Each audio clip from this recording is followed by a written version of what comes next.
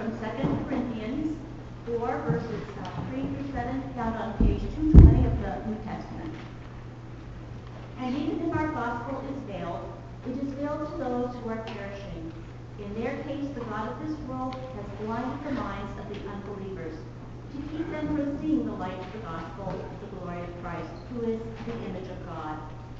For we do not proclaim ourselves, we proclaim Jesus Christ as Lord, and ourselves as your slaves for Jesus' sake. For it is the God who said, "Let light shine out of darkness," who has shone in our hearts to give the light of the knowledge of the glory of God in the face of Jesus Christ.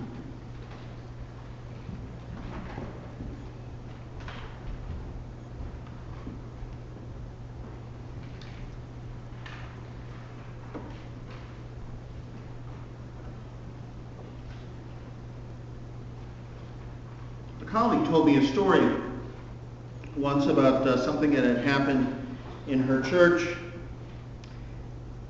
As most churches do, of course, they have a Sunday school. And one week, the Sunday school superintendent had an awful time finding somebody who could substitute for the regular Sunday school teacher who was not well. And so she called everybody she could possibly think of to substitute for the Sunday school the following week. And finally, she called one man who was a member of the church and asked him if he would be willing to substitute for that one Sunday. Well, he had never taught Sunday school in his entire life.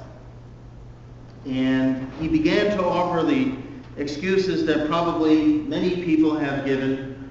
Well, I don't know enough about the Bible.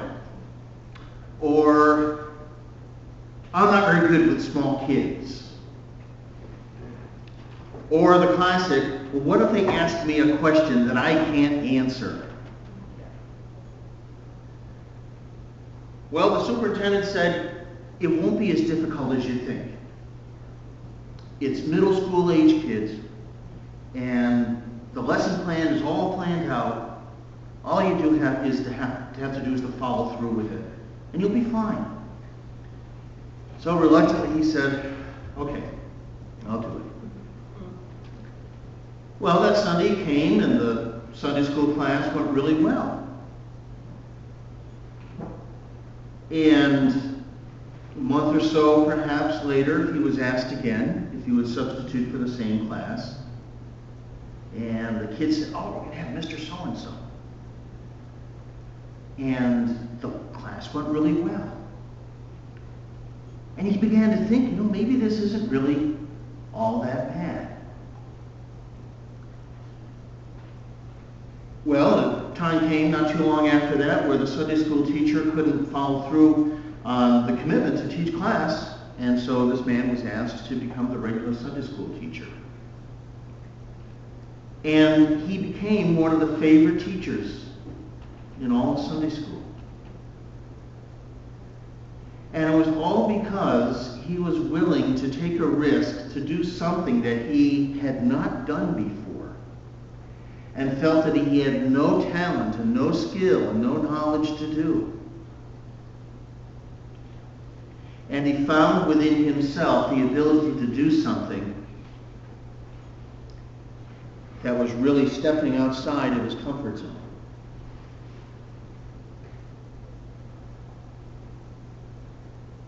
I think this is a part of what Paul has in mind in this passage that we have today. The second letter to the Corinthians is not as well known as 1 Corinthians. We know 1 Corinthians because of all the troubles that they had. They couldn't get along. They had conflict about various things.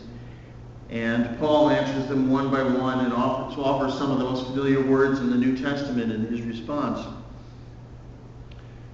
2 Corinthians is a little bit tougher of a nut to crack because it is not a cogent whole. It's not like 1 Corinthians where you can just read from one end to the other and there's a unity in it. It's even thought that it might be a compilation of shorter letters or fragments of Paul's writing that were put together into one section. Some even feel that the one of the earlier letters that Paul wrote before 1 Corinthians is embedded in 2 Corinthians. Well, that may be. But Paul does address a number of different things in this particular letter, and there is some wonderful phrases. And one that comes is in the the first verse of the next paragraph after the passage that Jean read that I'll share with you. But we have this treasure in clay jars so that it may be made clear that this extraordinary power belongs to God and does not come from us. So think about that. There is an extraordinary power, a treasure in clay jars that is given by God and does not come from us. In this particular chapter, Paul is writing about what his ministry and the ministry of those who worked with him was like. And after this verse about the clay jars, he goes on to talk about the hardship that they had, being thrown in prison, being persecuted, chased out of town, and so forth. And some people had accused Paul of preaching a gospel that required special knowledge, that somehow you had to have this special revelation to understand. And Paul's response was, well, sometimes the light of Christ is not able to be seen by those whose minds are closed. But, he says, if you are open to whatever God may reveal,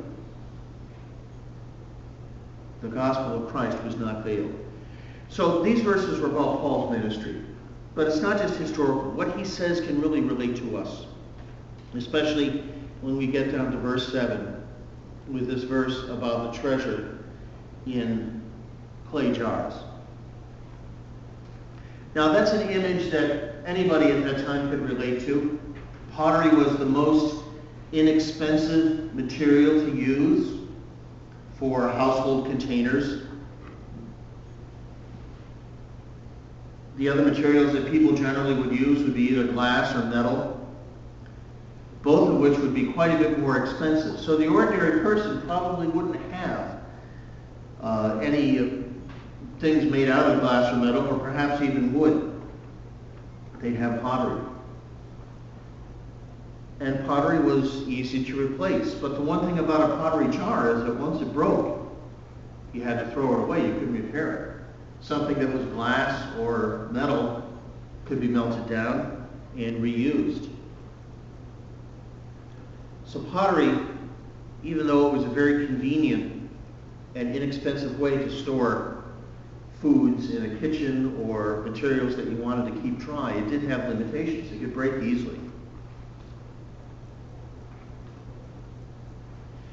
When archaeological digs take place in the Middle East, one of the most common things that they find are broken pieces of pottery.